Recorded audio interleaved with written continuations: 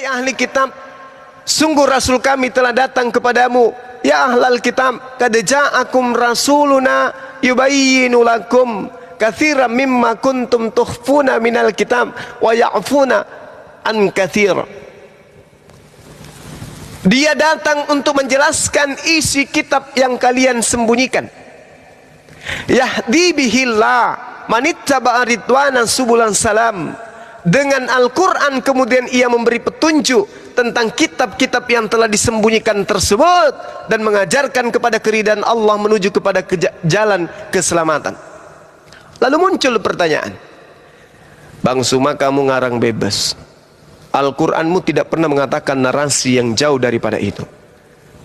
Terbukti hari ini kami masih memiliki Injil, yaitu Injil yang kami jadikan sebagai sandaran kemudian untuk beriman. Saya bertanya, Injil apa yang Anda beritakan?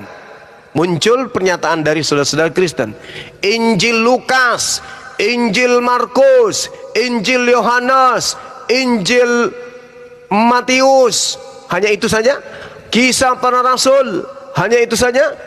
Ada juga Petrus, hanya itu saja? Ada juga surah-surah Paulus. Apa aja surah-surah Paulus itu? Ada 14 kitab. Apa aja coba sebutkan? Roma, Filipi, Kiliki, Kaluku, Kelapan, semua nama kengan renaseng. Tidak ada itu di dalam pengajaran Yesus kepada Bani Israel. Bani Israel diajarkan oleh Yesus, tidak pernah kitab Lukas, tidak pernah kitab Yohanes diajarkan oleh Yesus. Tapi yang diajarkan oleh Yesus adalah Injil Allah. Yang diajarkan oleh Yesus adalah, yang diajarkan oleh Filipus adalah Injil Yesus. Tapi Bang Suma, apa? Kami memiliki Injil juga, bos. Ya memang, kamu memang juga punya Injil. Tetapi Al-Quran menjelaskan, wa minhum ummiyuna la ya'lamuna al-kitab illa amaniyah wa inhum illa yazunnun. Dan di antara mereka orang-orang kafir ada yang buta huruf, tidak mengerti tentang kitab-kitab terdahulu, kecuali hanya berangan-angan dan mereka hanya menduga-duga. Lalu dikatakan ayat selanjutnya, fawailul lilladzina yaktubuna alkitaba biaydihim thumma yaquluna hadza min indillah liyashtaru bihi thamanan qalila fawailul lahum mimma katabat aydihim wailul lahum mimma yaksibun. Karena mereka tidak mengerti Taurat, karena mereka tidak mengerti Zabur, karena mereka tidak mengerti kitab-kitab terdahulu, termasuk tidak mengerti tentang Injilnya Nabi Isa alaihissalam, maka mereka mengarang kitab sendiri dengan tangan mereka sendiri, lalu mengatakan ini dari Allah. Padahal itu adalah buah karangan mereka sendiri, hanya untuk menjualnya dengan harga murah. Menjual kemana?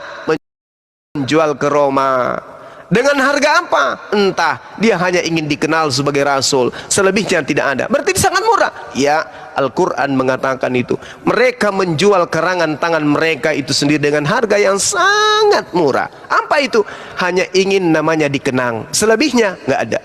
Ini Al-Quran yang mengatakan itu. Mari kita buktikan. Di dalam Lukas 24 nomor 44 kemudian itu jelas sekali dikatakan bahwasanya ada tertulis di dalam kitab Taurat bahwa Mesias akan mati dan bangkit pada hari ketiga. Begitu dicari di dalam Taurat, dicari di kitab para nabi Yahudi, dicari dalam kitab Mazmur, tidak ada satupun angan-angan Lukas tertulis di dalam kitab Taurat bahwa Mesias akan mati dan bangkit pada hari ketiga. Tidak ada satupun. Artinya benar Al-Quran mengatakan bahwasanya ada orang yang buta huruf yang menuliskan sebuah kitab dan mengatakan itu dari Tuhan, padahal itu hanya karangan belaka. Itu satu. Kemudian yang kedua, mereka yang buta huruf ini menuliskan dalam kitab mereka, di dalam Yohanes 3 nomor 13, tidak ada manusia pun, satu manusia pun yang pernah naik ke langit, yang pernah naik ke surga selain daripada Yesus yang telah turun dari surga, yaitu anak manusia. Ini kata siapa? Pengarang kitab Yohanes. Al-Quran mengatakan bohong. Dia itu cuma berangan-angan. Dia itu menulis bukan karena firman Tuhan. Dia itu menulis karena hanya menduga-duga.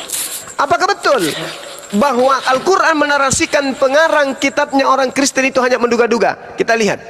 Tidak ada manusia pun, satu manusia pun yang pernah naik ke langit selain daripada Yesus yang turun dari surga. Ternyata di dalam kitabnya orang Yahudi, 2 Raja-Raja 2 nomor 11, Elia bersama dengan angin badai terangkat ke surga. Al-Quran tidak salah mengatakan pengarang perjanjian baru hanya berangan-angan dan menduga-duga. Mereka tidak mengerti tentang kitab suci terdahulu. Ternyata betul. Yohanes mengatakan hanya Yesus yang terangkat ke langit. Kitabnya Yahudi mengatakan Elia, Henok naik ke langit. Lukas mengatakan ada tertulis di dalam Taurat. Apa bedeng? Bahwa Mesias Yesus akan mati terus dan bangkit pada hari ketiga di antara orang mati. Yakin kau itu ada tertulis begitu? Ada dong. Begitu dicari begitu dicari di kitabnya orang Yahudi, Quran tahu kalau Elia diangkat ke surga. Dicari di kitabnya orang Yahudi, kemudian dicari di kitabnya Daud, dicari kemudian di kitab Mazmur dan seterusnya. Ternyata itu tidak ada. Tidak ada tertulis. Tidak ada tertulis seperti itu. Artinya Al-Quran tidak keliru dengan mengatakan hal demikian. Maka semakin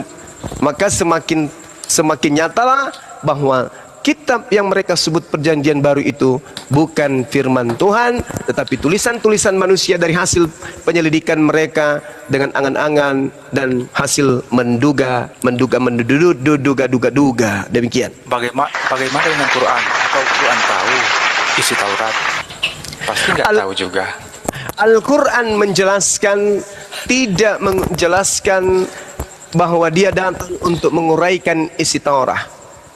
Al-Quran menjelaskan, Al-Quran menjelaskan, walaqad arsalna rusulan min qablika minhum man qasasna 'alaik wa minhum man lam naqsus 'alaik. Dan sesungguhnya telah kami utus beberapa rasul sebelum engkau wahai Nabi Muhammad. Di antara mereka ada yang kami ceritakan kepadamu, dan di antara mereka ada pula yang tidak kami ceritakan kepadamu. Tidak dapat bagi seorang rasul membawa satu mukjizat melainkan dengan izin Allah.